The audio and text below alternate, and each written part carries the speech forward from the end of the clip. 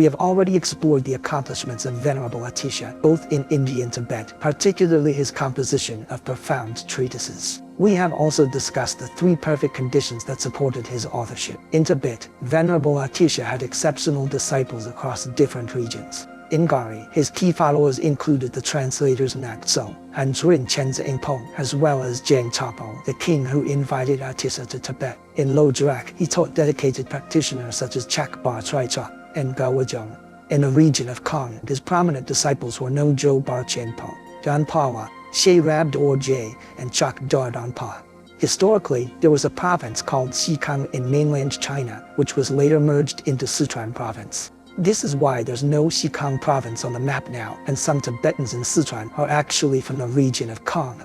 From central Tibet, there were the three Kudans Andru, Nolake Beishe Rap, and Dran Tunpa. While all of them were the foremost disciples of Venerable Atisha, after he passed away, they all came to follow Dram Tunpa as their main teacher. Dram Tunpa was exceptionally important, prophesied by the deity Taras. He was the true founder of the Kadam tradition, establishing it based on the teachings of the Lamp for the Path. He propagated the teachings and practices of Atisha and fully upheld his doctrines. All essential teachings can be gathered into the Lamp for the Path, as it comprehensively embraces the principles of Buddhism. The Lamp for the Path brings together both Sutra and Tantra. It presents all the key points with clarity, organizing them into a progressive path of practice and forming a complete system. Secondly, it presents the most supreme progression of mind training. Practitioners of the three scopes, initial, middling, and great, can all follow this teaching. Those of the initial scope practice according to their level. Those of the middling scope treat the initial scope as a shared foundation.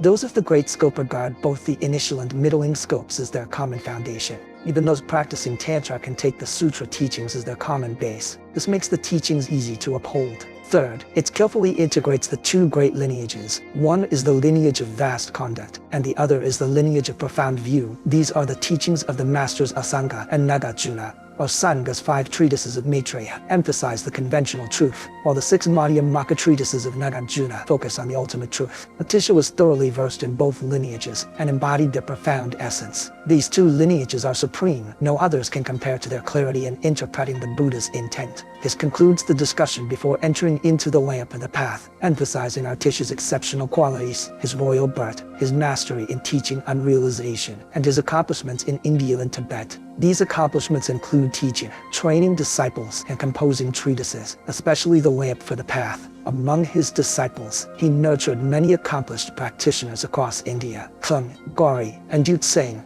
Among them, Dram Tunpa was particularly exceptional, as he thoroughly assimilated and embodied the teachings of the Lamp of the Path. Atisha himself told all his disciples that Dram Tunpa had received the entirety of his lineage. Although they had been disciples of Atisha after his passing, even his ordained monastic followers became students of Dram Tunpa, a lay practitioner, to deepen their study of the treatises. Within the Kadam tradition, 3 major branches later emerged. Hotawa established the authoritative treatises branch, focusing on scriptural study. Gongpa mastered the stages of the Path branch, rooted in the teachings of the Lamp for the Path. Jingara received unsystemated the essential instructions branch, dedicated to oral pith teachings. Together, these 3 branches fully embodied the combined lineages of Asanga and Nagarjuna. The doctrine of the 3 scopes was established based on the lineage of Asanga, while the teachings on common and insight come from the lineage of Nagarjuna. These 2 streams of instruction were systematically integrated into a unified path of practice that clearly expounds the Buddha's intent. All these teachings come together in the Lamp for the Path to Enlightenment.